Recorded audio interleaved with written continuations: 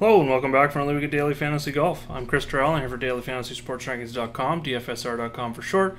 I'll be looking at my cheat sheet this week and going over a couple of my favorite picks. I will also be using some other industry-leading tools, Fantasy National Golf Club as well as FanShareSports, to give you some of my top plays and analyze the picks.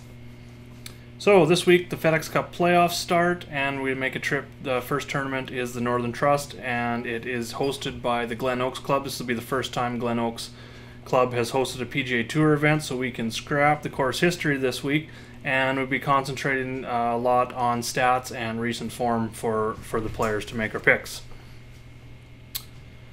So to start off, I'm going to take you through navigating my article over at dfsr.com and how to get to the cheat sheet.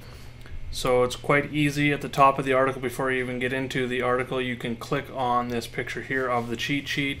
It's going to open a view-only version of the cheat sheet. So the first thing that you're going to want to do once you get that open is go up to File, make a copy, name it whatever you want here, click OK. It's going to open a separate file, look just like this. The only difference is you're going to be able to edit it, sort columns. So if you wanted to say sort players by last 5 tournaments average DK points, you could just click on anywhere in that column, go up to data, sort Z to A, which is highest to lowest, and then you're going to see those guys that are ranked accordingly. I'm going to go back and sort by DK, dollars, Z to A, highest to lowest. The big thing that you're going to notice here, other than sorting columns, is the models. So over here in the orange section is the ranks of all the stats, and then below that is numbers here, and those are percentage weight that I have on each one of those stats for this week. I tried to make it user-friendly so that you could come in here, and if you feel that one stat should be maybe weighted a little bit higher, one maybe a little bit lower, you can go ahead and do that.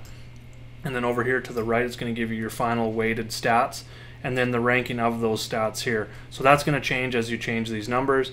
And then finally we have stats rank, form rank, which is average finish of the last 5 tournaments, and then DK points last 5 tournaments. So you can see how I've got those weighted. You can adjust those as well. If you have any questions on that, just make sure to hit me up in the DFSR chat room or on Twitter. Even comment below in the YouTube video here, and I will definitely get back to you and help you out with how to make your own models for sure. First thing I want to go over, speaking of models this week, I had a lot of questions on this last week, was Henrik Stenson. I believe he was ranked 86th. He ended up winning the tournament. Probably seemed a little crazy that he was ranked so high on the initial cheat sheet, and that's where the questions came from. The issue with that last week was that Stenson doesn't have enough tournaments on the PGA Tour this year to qualify for the stats rankings. So a lot of the weighted stats that I have, he doesn't have any numbers, so he automatically falls because of that. It also hurt him a little bit last week because he didn't have any course history, so he automatically got a default number there as well. One thing I did do last week, and I shared with quite a few users, was another model that I made just based on the stats that the European Tour provides, which I do have those for Stenson here, and on normal weeks I have for all the European Tour players. So I put weights on just the stats that they had. It made a model. It pushed him from, I believe it was somewhere in the 4th to 15th range. So that really boosted him. So when you're making your own models, just keep that in mind. You can also, if you can calculate, the strokes gain and stuff like that, maybe using some of the Moosonomics Fantasy National Golf Club stats here, you can probably fill in a lot of those, but I just find it easier to make, I call it the European Tour model, when there is an abundance of European Tour guys. So this week, I mean, if we did that, I haven't done it yet, but I believe Stenson would be somewhere in the top 20 for sure. It's been playing really well. So anyways, with that, we're going to jump right into the picks. So the guys that are highlighted in green here that you see are going to be the guys that I wrote about in my main article for DFSR.com. So if you want to read more on them, be sure to head over to the article and check that out. I'm just going to go over a couple other plays here in the video. And we're going to start with Ricky Fowler. So the guys in blue are the guys I'm going to talk about here. Ricky Fowler, outside of Rory McIlroy, is playing through a rib injury. We're likely to see the other 4 top-tier golfers, over the guys over 10K, fairly high owned this week. And it's just a really matter of preference. I think they all make sense to build some lineups around. They're all top players in the world. talked about Matsuyama and his incredible form. I talked about DJ and his incredible stats this year in the main article. And then now I really like Ricky Fowler because he kind of fits both models this week. Starts with his form. Since his miscut at the St. Jude in early June, he has 3 top 5s and 4 top 10 finishes in his last 5 tournaments. And then just kind of looking at the Fantasy National Golf Club over the last 24 rounds overall. That is with 0 filters here on the left side, just the last 24 rounds of players played, which is about 6 tournaments, 5-6 tournaments, depending on miscuts and stuff like that. Looking at the strokes gained off the tee and approach, you know, he's pretty average, as you can see, 46th and 43rd. But he's first in DK points, 3rd in strokes gained total. He's been pretty good around the green, top 30, and his putter has been an absolute fire. As you can see, if we click on Ricky Fowler here, it'll bring up his last turns. We can look at his form a little bit. He has gained a whopping amount of strokes here, 15.9 strokes. Strokes gained at the U.S. Open and the Open weren't counted, but those other 3 tournaments he equaled 15.9 strokes gained putting. So he leads the tour currently there, and it kind of makes sense. You know, we go back and look at my sheet here. We slide over to the ranks in the orange. He is first in strokes gained putting in the field. It's also nice to see these top 20 in strokes gained approach and strokes gained off the tee plus approach, like ball striking 2.0, I guess we could call it. 6th in total driving, so he's got a nice mix of distance and accuracy as well. And then also on my sheet, he's top 10 in par 3 scoring, par 5 scoring, birdie or better percentage, bogey avoidance, scrambling, and sand save percentage. All things that I think are going to come into play this week. I think Ricky's a top pick. Going down a bit into the next range, up next we got Justin Thomas. With the popularity of the upper tier golfers this week, and with some nice values in that lower 7, upper 6K range, I think Stars and Scrubs is going to be quite popular lineup construction this week. So I think to be a little bit contrarian with your approach in GPPs, I think you can go with a balanced lineup, and one guy I'm starting with under that 10K range is Thomas. Talked about Paul Casey in my article. He's in that same price range at 9K. To me, Paul Casey's a little bit more of a safer cash game play versus a high upside GPP play, and that's just simply because he ranks 41st in the field in birdie or better percentage. He's 3rd in bogey avoidance. Now it's kind of the opposite story when you're looking at Justin Thomas, as he is 2nd in birdie or better percentage, 43rd in bogey avoidance. So he's going to make some bogeys, but he's going to make a ton of birdies as well, and that's where DraftKings points come from. So that's kind of one reason why I gravitate to Justin Thomas this week. He did end the narrative of not being able to win in American soil. He won 3 times earlier this year. He won the tournament champion Sony Open as well as the CMIB Classic. He missed 3, you know, if we go over here, I just want to click on him quick. Yeah, he missed 3 straight cuts at the Travelers, Quicken Loans, and the Open. Came back, he had a 28 at the Bridgestone, nothing too special there. Had some issues with the putter, as you can see, but he came back at the season's last major and just totally ripped up the PGA Championship. Won his first major, won on American soil, got everything going for him. I think he can carry that momentum over into the playoffs. And look for the $10 million and just a little bit more hardware to add to his amazing 2017 season trophy case. Looking at FanShareSports, Justin Thomas, I'm just going to go down to this range, the 8 and 9K range. As you can see, he's currently 14th in tags, which is nice to see at 21. He's only got 10 start calls, which is outside the top 20 right now.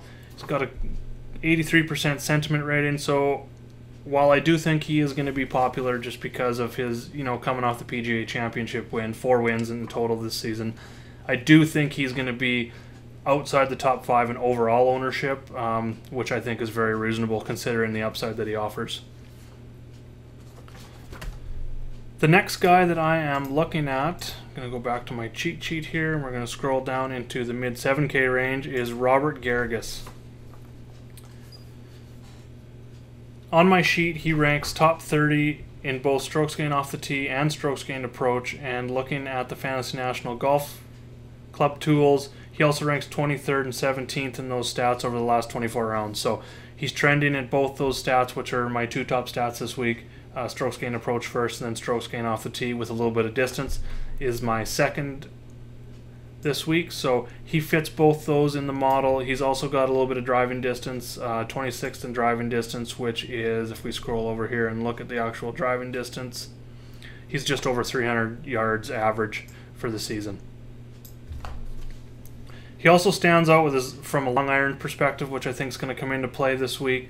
He ranks 21st or better in my sheet in GIR. We're just going to slide over here. 21st or better in GIR from 150 to 175, 175 to 200, and 200 plus. So that's really positive this week. The upside also comes, he's ranked 22nd in par 4 scoring and 14th in birdie or better percentage. So he's definitely got the upside. He's a lot like Thomas in that he's got the upside with the birdie or better percentage. He isn't the greatest scrambler, and he is going to make some bogeys when he does miss the greens. But I think the risk is there, the risk is definitely there, but I think the upside definitely outweighs that risk. And if we go over here and look, just kind of get a feel for his ownership this week. We'll search Garrigus, if I spell it right. Okay, third time's a charm. T27 in overall tags, so only 10 tags. Half of those tags have been start calls. One is a sit call, so 83% sentiment. I don't think he's going to reach that 10% mark this week, and if he's in that 7 to 10% ownership range this week, I'm definitely going to be overweight on that. I'm probably going to be in that 15 to 20% range myself in my 20 to 30 lineups that I'm going to be constructing this week, just because of that upside. Going a little bit lower on the cheat sheet, left my favorite Canadian for last. We got Graham DeLette, under 7Ks, 15th overall in my model this week. Just a lot of that has to do with his stats and his form.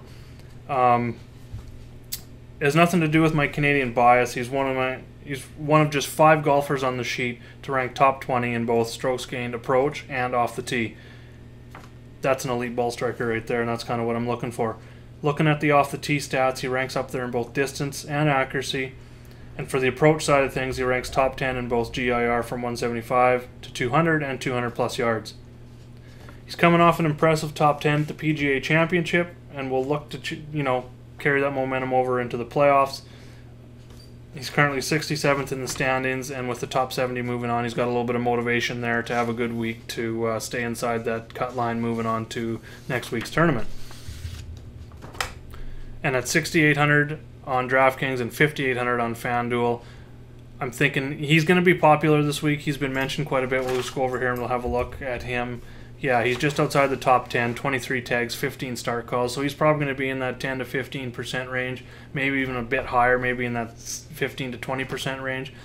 But I think the upside is there, and he makes a good play at that price on both sites this week. So that wraps up my 4 picks that I like outside of the ones I already talked about in the article.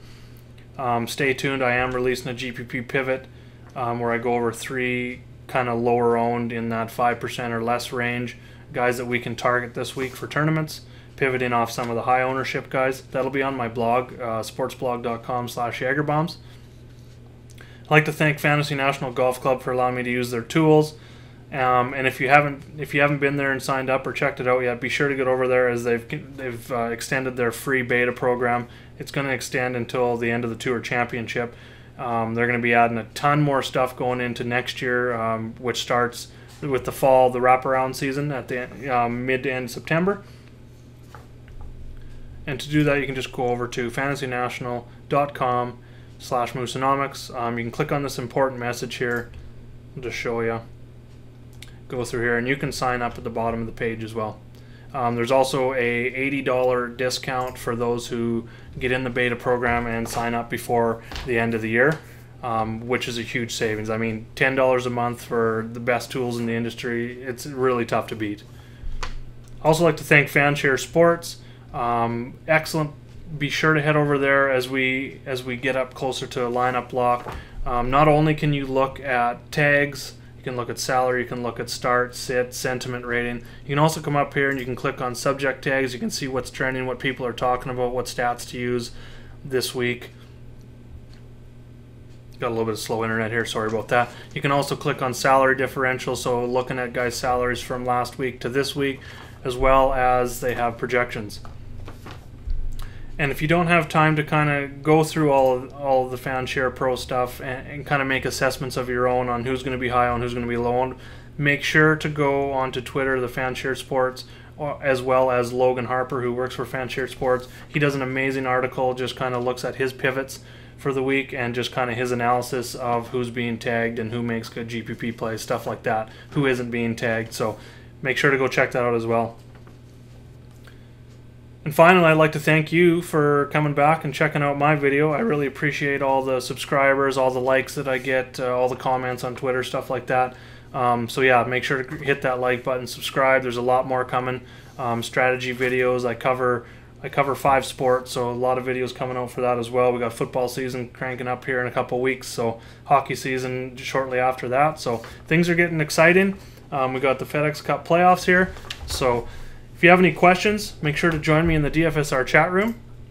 I will be there this afternoon leading up until lineup block tonight, and you can ask me any questions. You can private message me if you want as well, or you can comment below just in this video, or you can hit me up on Twitter, like I said, at Jaeger_bombs9.